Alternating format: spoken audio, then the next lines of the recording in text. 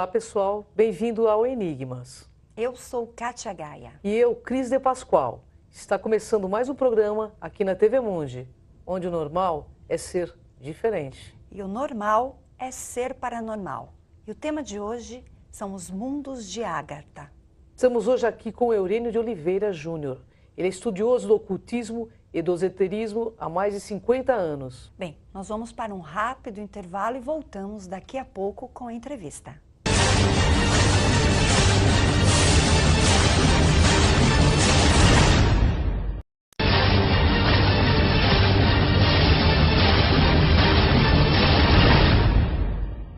Olá, pessoal. Estamos de volta com o Enigmas. Estou aqui para falar sobre a parte metafísica do programa. Para você que tem alguma sugestão e queira nos deixar um recado, envie um e-mail para enigmas@tvmundi.com.br. Olá, Eurênio, tudo bem? Alô, Cris. Que honra enorme estar contigo novamente, Honra né? minha. Eurênio, quando você começou a estudar espiritualidade? Na década de 60. Eu não quero falar muito da minha idade, mas realmente faz bastante tempo. Nessa época, li algumas obras espíritas e de alguns mestres do espiritismo também, mas mais voltados para uma filosofia abrangente. E a partir de então, tudo isso começou a me atrair muito. E não parei mais, faz um bocado de tempo. Olha que maravilha, né, gente? Ele é um expert da eubiose, escritor, e hoje ele foi convidado para falar sobre o mundo, os mundos intraterrenos, o mundo de Agartha, que é um mundo maravilhoso. Eu gostaria que o senhor explicasse para o nosso internauta o que é Agartha, como são esses mundos, quem são esses seres? Bem, Cris, eu vou tentar explicar dentro do possível, porque para que nós possamos admitir a existência destes mundos, nós temos que fazer um deslocamento mental muito grande do que vemos aqui, do nosso dia a dia. Esse deslocamento passa também por uma questão dimensional.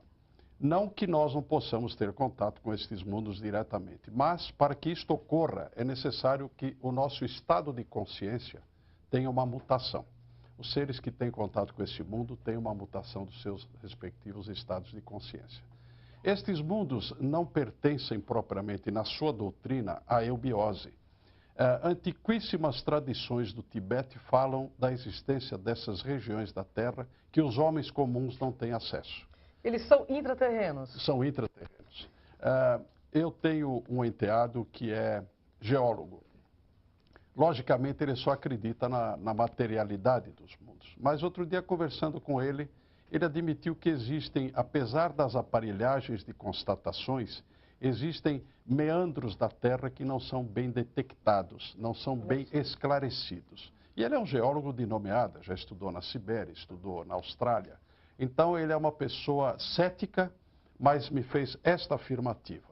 Porque estes mundos são revelados de vez em quando em algumas tradições. Eu vou mencionar duas obras importantes. Correto. Uma delas é de Raymond Bernard, que fala A Terra Oca. Certo. Este trabalho. Já li, inclusive. Isto você já leu, né, Cris? Então, ele nos dá uma noção de que os polos têm as suas aberturas. Né? Certo. Aliás, várias fotografias da NASA são muito intrigantes. Eu tenho uma série de fotografias da NASA que parece que os polos têm um certo olho, algum vazamento, alguma coisa introduzida. É verdade, aberta, né? O Almirante Byrd, quem tiver chance de ir à internet, procure Almirante Byrd, de pássaro. Ele fez um voo estranhíssimo. Certa ocasião ele sobrevoava o Polo Norte e disse que ele viu que existiam algumas regiões paradisíacas com uma vegetação meia tropical e ele foi adiante. Ele disse, mas no Polo Norte não posso encontrar isso. E ele realmente se introduziu por uma abertura, passou por essas regiões e saiu. E ele deu um depoimento muito isento, porque era um homem profundamente científico e o homem ligado à materialidade, ele não teria nenhuma necessidade de inventar coisas. Claro. Então, o Byrd faz esse depoimento. Esta é uma obra de chave para que nós possamos entender pontos. Raymond Bernard, A Terra Oca. Outra obra que nos enseja, talvez mais poeticamente, é a obra que fala de Shangri-La, é o Horizonte Perdido, escrito no século passado. Lindo. Já fizeram alguns filmes, inclusive o último deles foi um musical. Eu assisti ainda um filme antigo do Horizonte Perdido, foram 3 versões. A última é musical. No Horizonte Perdido fala-se de Shangri-La, porque eu não posso falar de Agartha ou Agartha, como você pronuncia, sem também mencionar Shambhala. Correto. Porque sempre que existem 7 condições que trabalham entrosadamente, assim como os planos cósmicos, as gradações do nosso estado de consciência passam por 7 etapas. Quando as 7 etapas são completadas, você tem direito a uma 8ª etapa, que vai ser a 7ª parte de uma outra 8ª. Quando fala-se 8ª acima, é isto. Certo. Então, ao redor das 7 cidades de Agartha, existe, enfeixando, ou no miolo, ou no centro, o portal de Shambhala. Shambhala equivale a Shangri-La. Shangri-La. Então, quem tem direito de ter acesso aos mundos de Agartha sabe bem o significado de Shambhala. É assim que as coisas se distribuem. Eu estou aqui colocando coisas que na eubiose só são estudadas mais na parte interna. Olha que mas maravilha, numa concessão ao enigmas, e também porque tem algumas permissões para fazê-lo, nós temos sempre uma sociedade mais fechada, eu posso esclarecer esses pontos para você. Que maravilha, que honra da gente, né? O doutor Eurênio é juiz e está aqui esclarecendo sobre um assunto interessantíssimo. Doutor Eurênio, nossa pauta é curtinha, então eu vou fazer algumas perguntas. Esses seres de Agartha, eles fazem contato com a nossa raça? Não só fazem contato, como muitos deles estão entre nós. Como que eles são? Eles são como nós, porque acontece o seguinte: as regras do mundo físico são atendidas nas proporções que são mais elásticas ou plásticas, né? Correto. Para que eles possam estar entre nós, eles têm que ter a nossa forma, a nossa maneira de se conduzir, apenas que eles tenham uma essência diferenciada. Olha que maravilha. Porque conquistar um local, ou um momento, ou um estágio nestes mundos, é necessário muito mérito na face da Terra. Tem que haver uma consciência mais elevada que a nossa. Mais elevada e também o sentido da abrangência e da universalidade, ou seja, o processo holístico. Todos nós compomos uma humanidade em evolução. É sumamente desagradável perceber que nós nos digladiamos quando temos uma meta tão elevada e tão encantadora à frente. É verdade. De tal sorte que o processo ecumênico de deixarmos propriamente as linhas religiosas e entendermos a espiritualidade, a nossa essência, é tudo para chegar a ter a expectativa de um dia ter contato com esses mundos. Olha que maravilha. Doutor Eurênio, estamos em 2012. O que esses seres, pelo seu conhecimento, que eu sei que é vastíssimo, o que eles dizem a partir desse 2012? Porque nós ouvimos profecias apocalípticas de todos os calibres. Pelos seus estudos, o que eles dizem? Olha, pelos meus estudos, não vai existir nenhum momento de transição tão violento. O que vai acontecer é o seguinte: numa obra que eu estava mencionando, não cheguei a completar, Animais, Homens e Deuses, de Ferdinand Antoine Ossendowski, também escrita no século passado, ele revela que quando o rei do mundo, que está nessas regiões internas, ora para entender e, vamos dizer, inspirar os destinos humanos, tudo na face da terra cessa. É como se tudo parasse, até os animais param quase que de respirar. Porque estas colocações dependem muito do que nós façamos aqui na face da Terra. Não existe uma programação pré-estabelecida. Olha só. Se nós fizermos as transformações que precisamos fazer em nós, o processo terá um desfecho. Se isto não acontecer, existe até vaticínios que esses seres viriam para a face da Terra para restabelecer o equilíbrio deste corpo vivo chamado Terra, que é o corpo de um ser sideral, é o corpo de um dia. A Terra é viva. A Terra tem uma vida que nós não identificamos em nós, mas ela tem um processo vivo, ela tem o metabolismo dela. É um ser que está, vamos dizer assim, pulsando em termos universais. Então nós temos que zelar pelo nosso habitat, que é a chamada Terra. Que maravilha, né? É tão bom a gente ter tanto conhecimento com uma pessoa tão culta como o doutor Eurênio. Doutor Eurênio, a gente está nos nossos momentos finais e eu gostaria de saber qual a ligação dos ciganos com os intraterrenos de Agartha. Bem, os ciganos, eles vieram dessas regiões. Porque quando a Atlântida se interiorizou, alguns povos permaneceram nos mundos interiores. E os ciganos vieram de lá por algumas sucessões de fatos que não veria o caso apontar. O fato é que eles têm uma memória longínqua, que eles vieram de algum lugar que não é aqui. Eles não conseguem se identificar, tanto que são povos ou conglomerados altamente nômades. E eles têm alguma relação, diríamos, com os próprios judeus, que também erram pela face da terra, erram não de errar, erram de caminhar. Então, judeus e ciganos têm muita aproximação. E os ciganos são, em verdade, seres que têm esta memória e eles trabalham com 4 elementos da terra: crianças, cavalos, cobre e leem as cartas, ou a chamada Buena Dicha. Tudo isso tem relação com a origem que eles tiveram. Eu gostaria que você deixasse uma mensagem já que o senhor tem tanto conhecimento desse povo maravilhoso, para o nosso internauta. Pois não. Eu diria o seguinte, não tenhamos aspirações, nem que sejam sérias, a respeito de encontrarmos logo estes mundos. Vamos ter a ocupação, e não a preocupação, a ocupação de realizarmos nossos valores aqui. Eu diria que a religião maior que podemos praticar é viver certo. Vamos viver certo, com equilíbrio, procurando a justiça em nós e no próximo. E criar esta ambiência, esta fraternidade, que ainda vai demorar para acontecer. Mas quando isso acontecer, nosso acesso às regiões da Terra, até o momento desconhecidas, será muito mais possível. Olha que maravilha. Então, fique aí com Kátia Gaia agora para saber toda a parte holística desses mundos maravilhosos. Voltamos com o nosso convidado. E antes de qualquer coisa, eu gostaria de agradecer o apoio das lojas Segimagem. A Segimagem ela é pioneira em sistemas de segurança e trabalha com produtos de última geração em circuito fechado de TV e interfonia. Acesse o site da Segimagem para conhecer toda a linha de produtos. www.segimagem.com.br. E a nossa conversa aqui com o Eurênio. Tudo bem, Eurênio? Muito bem, cara. Bem, eu tenho algumas perguntas interessantes aí para você. Vamos falar da eubiose? Vamos. Então, por favor, eu gostaria de saber primeiramente sobre alma e espírito. São a mesma coisa? Não são a mesma coisa. Não são? Embora as religiões façam uma mixagem e quase uma confusão, alma e espírito são absolutamente corpos distintos no homem. Né? Então nós temos a constituição do homem, que é formada de corpo físico, que envolve uma parte vital, do corpo anímico, que é o nosso processo psicomental, é o nosso diálogo e o que nós sentimos, e o corpo espiritual, que é o Cristo em nós.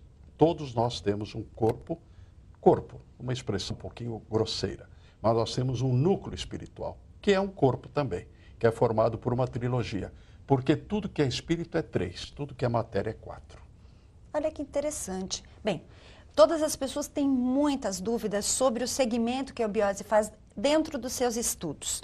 E segundo sabedorias ocultas, qual é a verdadeira constituição do homem? Então aí você vai falar desses corpos? Falo um pouquinho de cada um deles. Por favor. A Terra fornece o físico e o cosmos fornece o vital.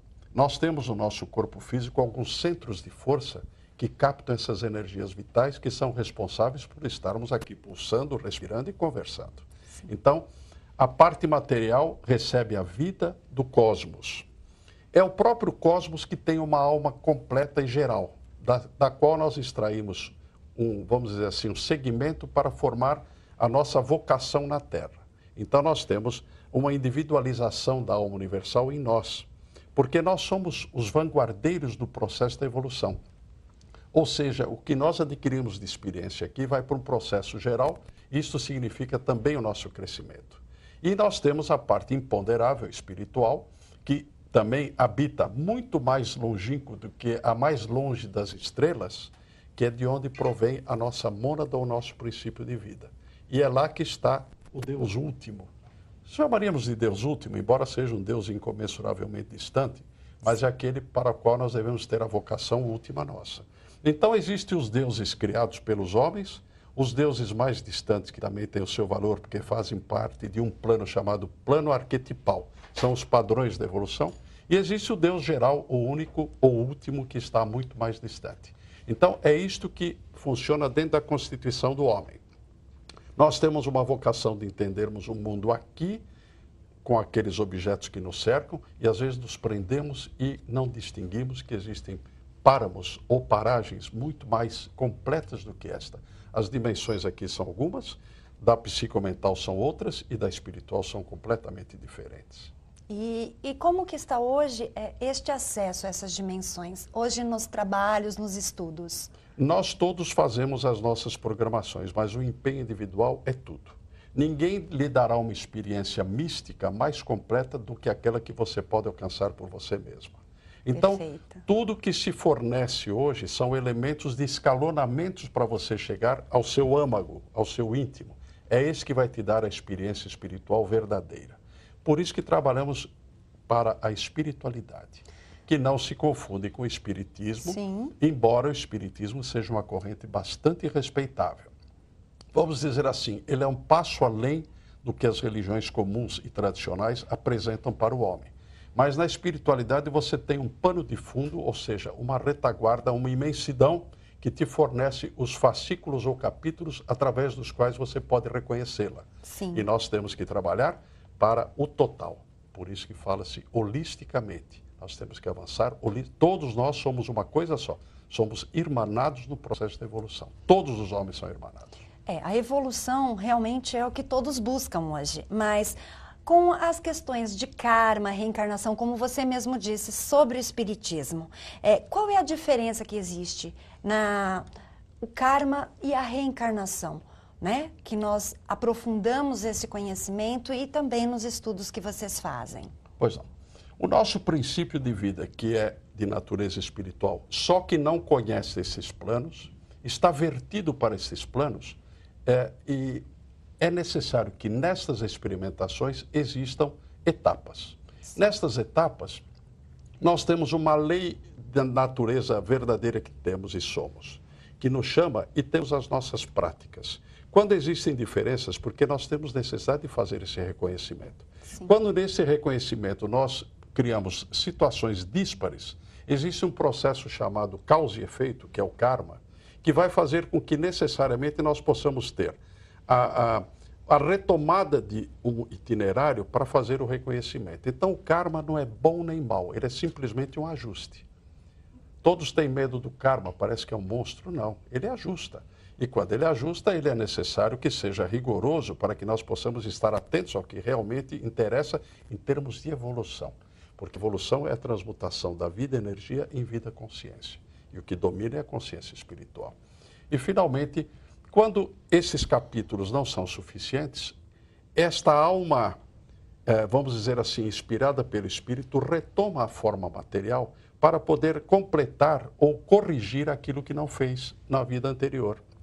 Este é o processo da reencarnação, que ao invés de estar tão distante dos princípios bíblicos, o Cristo a ele se referiu por muitas vezes em diversas passagens. É verdade. Bem, dentro do processo evolutivo de cada ser, como encarar o livre-arbítrio? Porque, na verdade, livre nós não somos, nós temos que o tempo todo fazer escolhas, não é mesmo? Você disse uma grande realidade. Aparentemente somos livres, mas não somos. Despertada a vocação do acerto, cada vez mais nós nos dirigimos a ele. Então, no caminho do acerto, existe no início, parece que uma prisão, um caminho muito estreito, muito dominado por aquilo que não somos nós. Mas quando nós assumimos este dever de crescer, nós começamos a ser livres dentro do determinismo. É interessante isso, há uma confluência. Sim. Aquilo que é um caminho, no início, árduo, difícil, torna-se uma libertação. Então, o livre-arbítrio deixa de praticamente ser colocado em ação, porque nós adotamos o caminho que nos é altamente prazeroso, é o sentido da evolução. Então, nós vamos encontrando vários universos ao mesmo tempo, porque todas as dimensões estão aqui colocadas. E, infelizmente, para o mundo, a espiritualidade tornou-se alguma coisa necessária de uma meditação. Não, a espiritualidade está entre nós dois agora, ela está presente aqui. Ela é presente, apenas que nós não a sentimos, porque ela faz parte tão intensa da nossa natureza última, que quando nós começamos a praticá-la, nós conversamos assim, estamos sendo espiritualistas sem perceber. Com certeza. E é isso, e passando aos ouvintes desse princípio também. Sim, e eu tenho certeza que as pessoas querem muito saber sobre os estudos da eubiose. Como entrar em contato, como desenvolver, né, esses assuntos. Isso, nós temos um portal eubiose.org.br. Este é o portal da eubiose. Agora, estes estudos, eu vou à eubiose, a eubiose vai me fornecer elementos de um caminhar. Muitos deles, enigmas que nós vamos resolvendo, né? É a palavra do programa. Então, neste caminhar, a eubiose o que pode fazer é expor, criar condições, te dar uma mística para praticar. Nós temos os nossos rituais, os nossos cerimoniais. Todo este contexto é formidável, só que se você não andar, o contexto fica inerte diante de você. Eu não acreditaria numa doutrina que fizesse por você. A eubiose não faz por você, ela cria as condições para que você faça por você. Autoconhecimento. Autoconhecimento. Esta é a chave. Ou vale dizer, quando você se autoconhecer em profundidade, a eubiose fica uma bela ilustração. Mas não é ela que está te levando, é você que está se levando. Isso que é importante. Então, para finalizar este bloco, uma mensagem para a evolução de cada um, daqueles que estão nos assistindo. Pois não. Você tem a certeza de que você pode e deve evoluir. Ou seja, esmere-se. As virtudes faladas da vida não são em vão. Vão ver que os resultados da prática das virtudes, independente de qualquer religião que diga isto, são os mais generosos para você se autorreconhecer. Quando você se autorreconhece, você passa a reconhecer os valores da vida. E nesse escalonamento, os valores vão ser maiores para você, aqueles que te levam realmente à evolução. Bem, vamos para um rápido intervalo e voltamos já.